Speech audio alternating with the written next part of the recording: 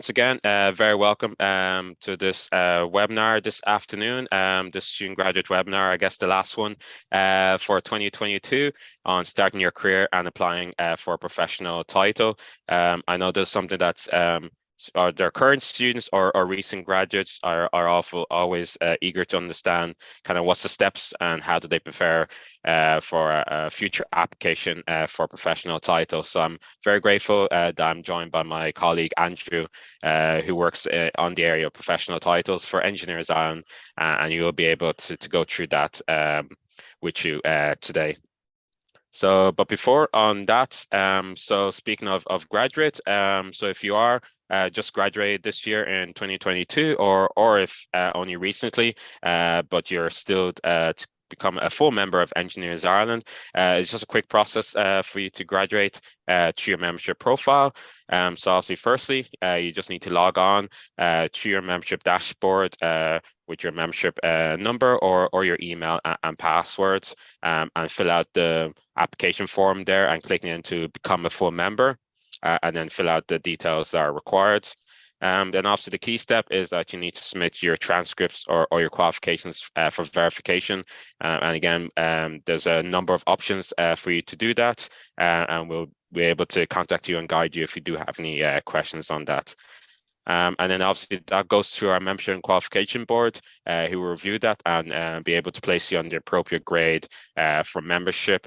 And then from there, you'll be able to apply the post-nominal MIEI, so you become a full member of Engineers Ireland and get the discounted rate. And for those who have graduated in 2022, your membership starts off as free for 2023 onwards from there.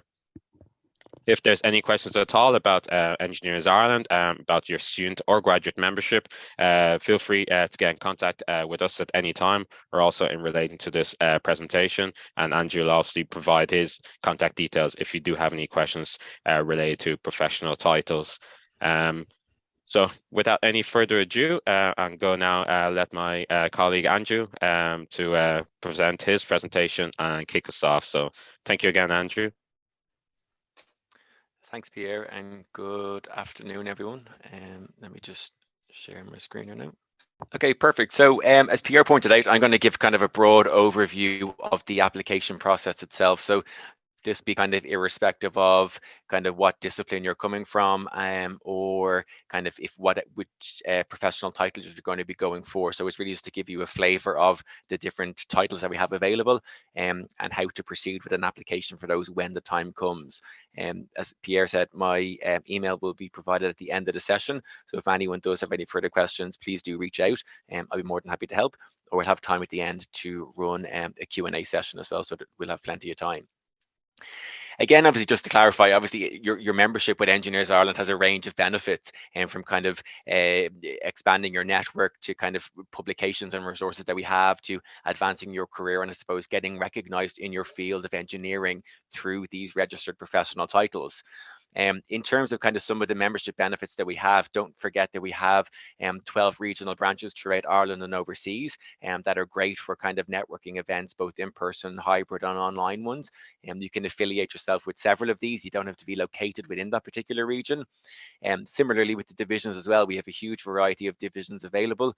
And again, if you just have a particular interest in one, you don't have to be necessarily working within it.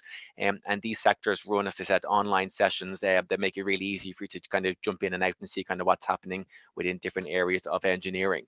And then we have 11 engineering societies, with one of the big popular ones being the Young Engineer Society. So that's for engineers under the age of 35. And again, it's great for networking, and they're kind of beginning to run more in-person events similar to prior to the pandemic. So again, you can access all of these through your membership profile under the tab that says My Preferences. So again, you can read more about those. And again, just to be aware, we have a range of publications available as well, from kind of weekly newsletters to annual and monthly newsletters. So again, these are great to kind of keep your ear to the ground as to what's happening within the organization and further afield within the engineering community. And then finally, before we move on, just for any of those who use LinkedIn, our LinkedIn page is a hugely popular resource that we use. There's a huge amount of content that goes up on that on a daily basis, in terms of news articles and upcoming events that are happening. So again, if you do use LinkedIn, it's a great resource to keep kind of close to the organization to hear what's happening. So all that aside, as Pierre pointed out, we're really looking kind of at the whole area of registered professional titles. So as you can see there, the registered professional titles that we facilitate are the engineering technician title, and we have the associate engineer title, we have the chartered engineer title, and then the fellow. So for today's session, we'll leave out fellow, and we'll kind of broadly look at the other three: engineering technician, associate engineer, and chartered engineer. So it's worth noting first off that within the Republic of Ireland, Engineers Ireland is the sole authority to award the title of these professional titles. Again, they're internationally recognized titles. So if you travel abroad to certain countries within the world, you will have you can get them mutually recognized. So again, it is an internationally recognized title. So it kind of allows you to travel freely throughout the world. I suppose this kind of green diagram would be kind of reasons as to why you should achieve a professional title, but these again would kind of be our top pieces of feedback. So as I mentioned there, the titles are internationally recognized, and it's also a way of achieving professional recognition as well. And it's really seen as a badge of excellence or a gold standard and a seal of approval amongst your peers and amongst your employer. And ultimately, I suppose it's a great way of maximizing your career opportunities also. So in terms of resources and supports, particularly for the Chartered Engineer title, we have a new resource there, the discipline-specific competency documents. You'll find out all of these on the Chartered page of the website, including podcasts, animated videos, testimonials, and guidance notes for your supporters, yourselves, regulations, and your own guidance notes. So again, each of these titles is broken down on the membership tab on the homepage. So you'll find the relevant resources and regulations and guidance notes under each registered professional title. Just to kind of showcase where they are in terms of the chartered engineer. So under the membership tab there, you'll see registered professional titles and chartered engineer. So as I mentioned, there's a whole host of resources that are hosted here. Those discipline specific competency documents are a new resource that's been added there and really useful to kind of just start reading through and kind of see how people in your own discipline can begin to say benchmark their career against the competences that you're going to looking to be demonstrating over the coming years when you do begin the application process. And again, as I said, as you scroll down towards the bottom, those regulations and guidance notes are located down there as well. We have 8 of these discipline-specific competency documents. I think we need to come up with a shorter name because it's like a tongue twister, but you can see them there on the screen. These were collated by myself and the membership team. We went out to a cohort of recently successful CEng applicants, and we asked them how did they benchmark their career against the competences. So really useful documents and a new resource that's hopefully going to prove really beneficial to those when they begin to start the process for a registered professional title. So again, as I said, these regulations and guidance notes, they're really useful documents to have. So obviously relevant to your own professional title that you're going for. Be familiar with these documents when you begin to put pen to paper. Know kind of each section in depth.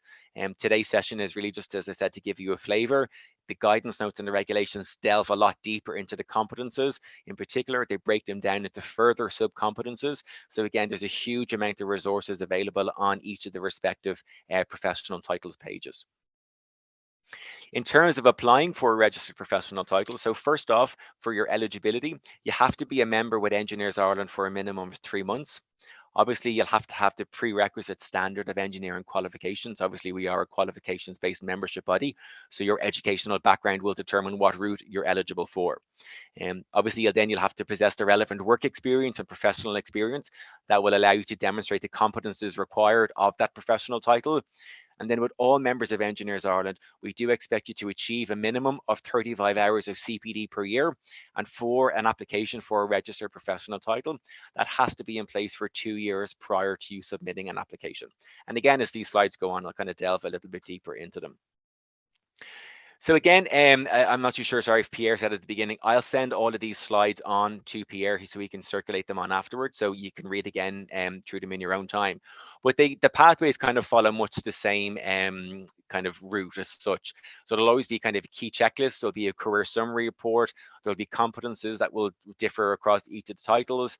we'll need a CPD training table, supporters. You'll submit an application and it'll be assessed. There'll be an interview involved as well. So that's kind of for engineering technician, and you see kind of the same here for the associate engineer. So again, there'll be a key checklist kind of outlining your own personal details, your career summary table and report. There's competences to be discussed with the associate engineer application as well. A CPD table, supporters again, as I mentioned, and then obviously an application date that you'll submit it to be assessed. If you pass an assessment and you're called for an interview, I'll go through in a bit more detail what happens at the interview stage. And this is for those on the chartered engineer application. So again, as you can see, they're following much the same format, and I'll delve into a little bit deeper on each of these sections throughout the coming slides.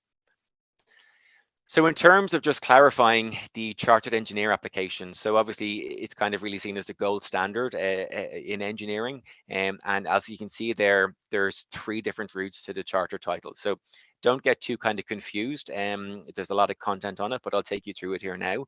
And again, as I said, if anyone's unsure at the end, please do ask questions or get in touch with me. So there's standard, further learning, and experiential learning. So the standard route basically applies to anyone who's a member of Engineers Ireland who has come to the organization with an accredited level 8 degree that they achieved pre-2012, or if they have an accredited level 8 degree plus an accredited master's post-2012. So if either of those two are anyone's educational background, they follow a standard route, which is what we're going to be discussing here today, which focuses around professional development. The further learning route simply applies to anyone who has an accredited level 8 degree that they achieved post-2012.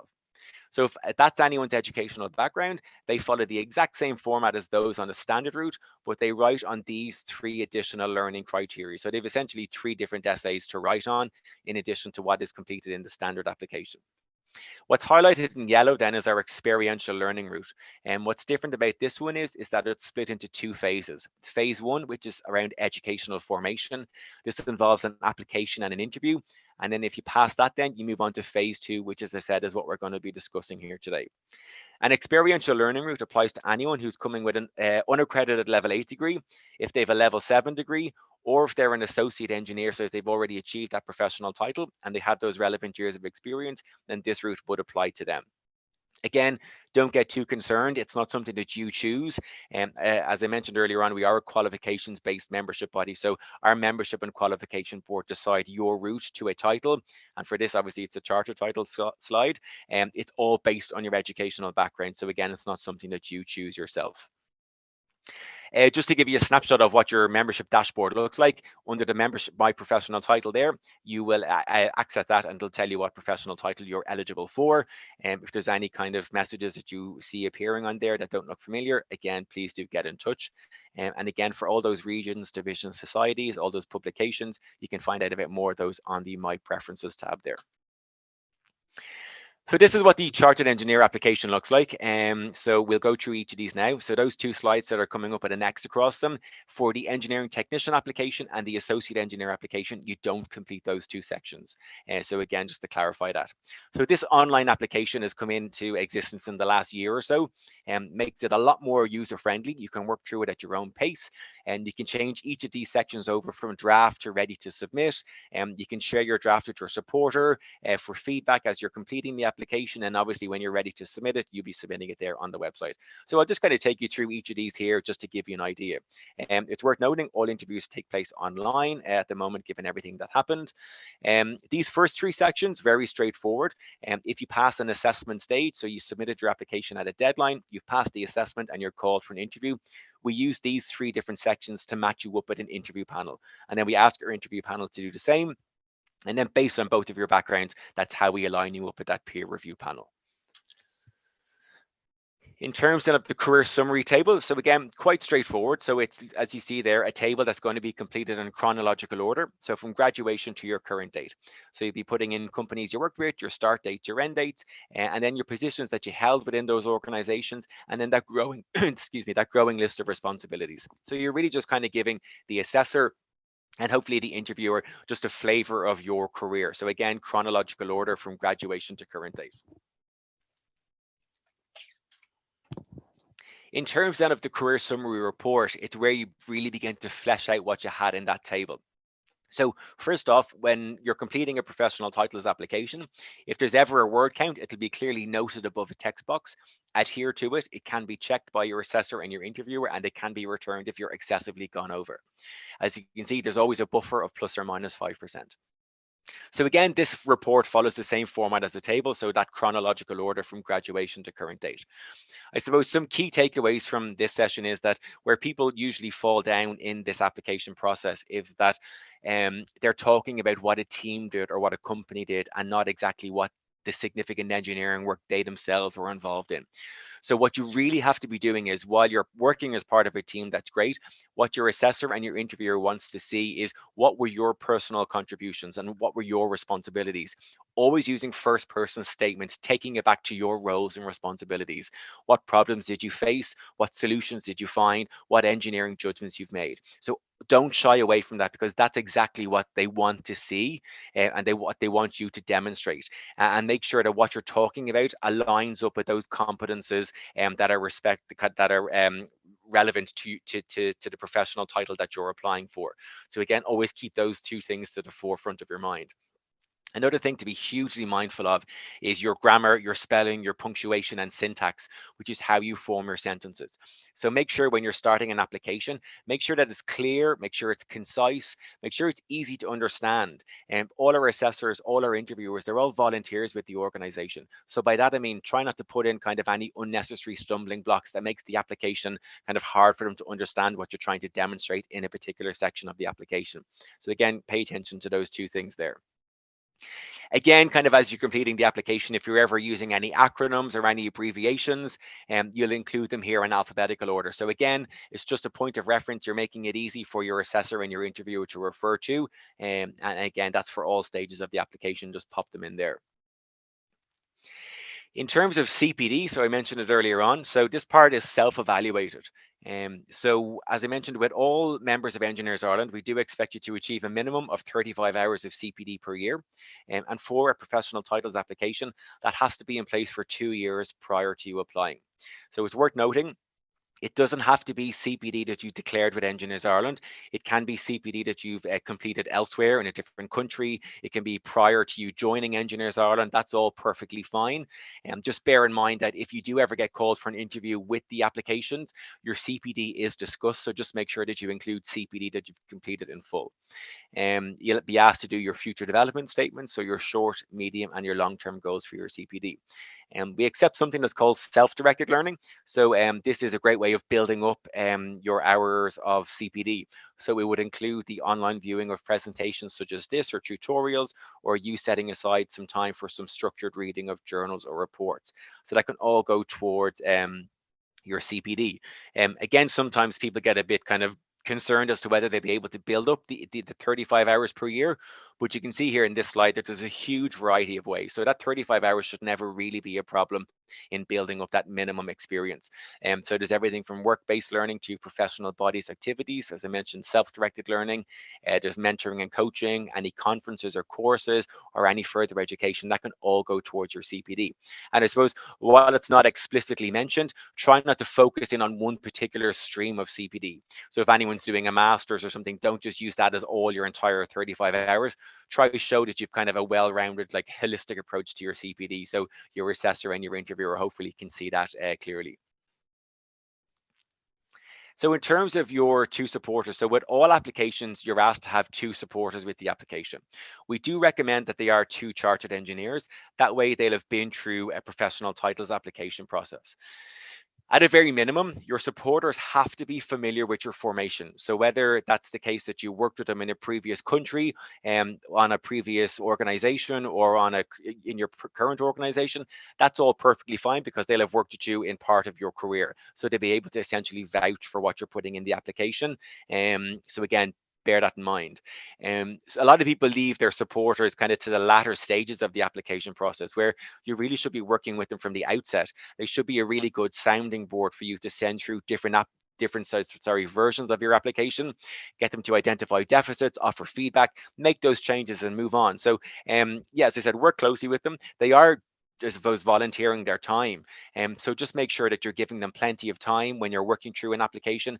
Don't just send it to them the week of the deadline. Send it to them several weeks before. That gives them enough time to review it. I suppose if they don't have enough time, and this happens at every deadline, people will email saying my supporters on annual leave, I haven't given them enough time. The onus is on you is to time manage your application and get it in well in advance of a deadline. Make sure your supporters have offered their feedback and support. And again, you're just managing that application well in advance of a deadline date.